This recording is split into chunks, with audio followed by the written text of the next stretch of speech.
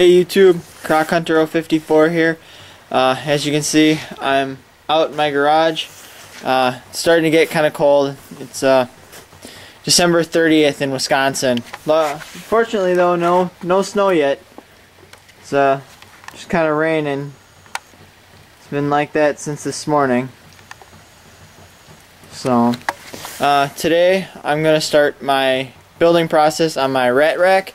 I'm building a 14 tub rat rack with 2 tubs next to each other, so it's going to be, 2 rows of 7. And I guess let's get started.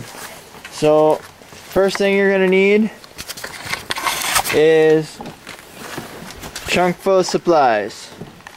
As you can see, I got my hardware cloth, my 2x2s, my 2x4s, got the concrete mixing tubs up in the front of the car, and some basic plans. So let me get this unloaded and we'll come back. Okay guys, you're gonna have to kind of bear with me. Like I said, it's December 30th in Wisconsin, so even though it's raining, it's still pretty cold out. Got everything unloaded, as you can see. I'm using 20 2x2s, that's what I got. I figured out that it'd only take like 16, but $1.15 a piece. I'd buy a couple extra, save myself a trip in case I make any wrong cuts or I get any splits when I'm putting it together. I got 4 2x4s for the legs. These are the concrete mixing tubs I'm using. I got all this from my local Home Depot store. I checked Menards and Lowe's because we have all 3 fairly close. Home Depot wasn't the cheapest for the mixing tubs. Menards had them for 25 cents cheaper, but they were a lot poorer quality than the Home Depot mixing tubs, so that's what I decided to go with.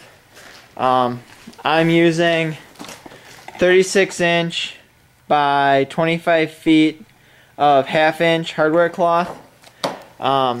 This was cheaper at Menards than it was at Home Depot, but my Home Depot will match Menards' prices straight from my phone, so they gave it to me for Menards' price.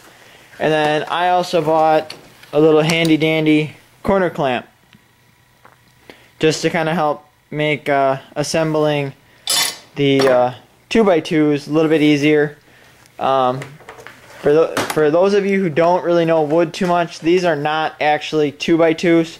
If you actually measure these are 1.5 by 1.5. They're 2x2s before they kiln drying them, and they shrink about 1/2 inch.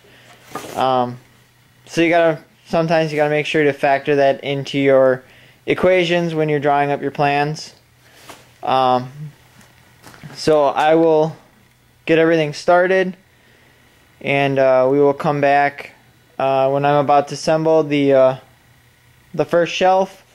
Like I said, this is going to be a 14 tub rat rack.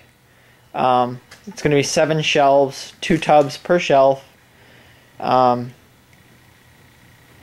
so I'm going to get started, and I will come back when I have a couple pieces cut. Otherwise, this video would be like 2.5 to 3 hours long. So I will see you guys in a little bit. Okay, as you can see, I got all the pieces cut, minus the 2 that I already have in the corner clamp. I am pre-drilling all my holes. As you can see, I've already done there. That's the one downside I found to the Home Depot wood, is because it's kept indoors. It's a lot drier than most Menards, so you really need to be careful and pre-drill everything. Even the 2x4s need to be pre-drilled. I've had a lot of splitting if I didn't pre-drill. To hold this all together, I'm just using a 3.5-inch screw. It's kind of overkill, but I have a big container of them, as you can see, because I buy them in big boxes, so it's just easier for me to use screws I already have. So then all we do is just screw them together.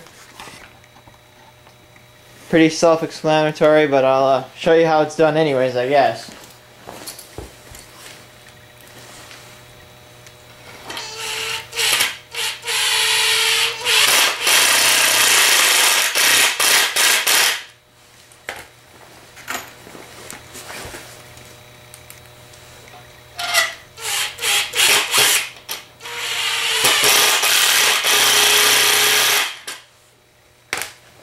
And that's pretty much how it's done. Sorry for the annoying noise. That's my impact gun. That's what I use to do all my screws. So I'll finish assembling it and then show you what each one of my shelves is going to look like after it's done, but before I put the wire mesh on. So I'll be right back. Okay, got one assembled. That's what it looks like right now. You can kind of, you know, I got 2 screws going in almost every joint. 2 screws there, 2 screws there, 2 screws there. There is 1 screw going from this board to this board. This side is obviously not, you know, screwed down. This one, as you can see, you really can't put a screw from this way to this way unless I did a pocket screw, which is really just a lot more work than it's worth. Because when I put the rung on, which is this for the middle, that the tub will eventually slide on, because you put this is the spacer, which is this just a hair larger than the thickness of the lip of the tub, and then I'll put a 3-inch piece on top of that, which will give me a 1-inch ledge on each side, because the ledge in the tub is 1 inch. And then when I put the screws into this to hold it in, I'll put, you know, 1 here, 1 here, and then 1 in the frame right here, and that will hug this to the rest of the framework without needing to put a pocket screw into this board. So just a little way of trying to save a little bit of time. I mean, this is by no means a quick job. I got all the boards cut out for all 6 shelves. You can see I got, you know, the 12 front and backs. Excuse me. The 6 center support right there that runs straight across, and then the 6 spacers, and then the 6 spacers that go in the larger section right there. So you got the smaller spacer and then the larger spacer. That spacer right there is 6 inches. That spacer right there is 17 inches.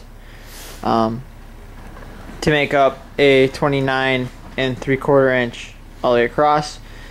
So I'm going to get started on assembling the other 6 shelves.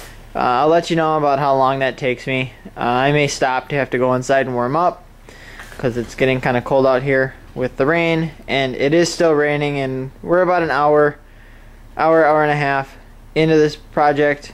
I stopped for a little bit. I took a phone call, so it's taking me a little longer than I would like, but when I get all 6 shelves assembled, I will pick it back up and show you how I'm going to do the hardware cloth or wire mesh, how I'm going to attach it, and how I'm going to cut it.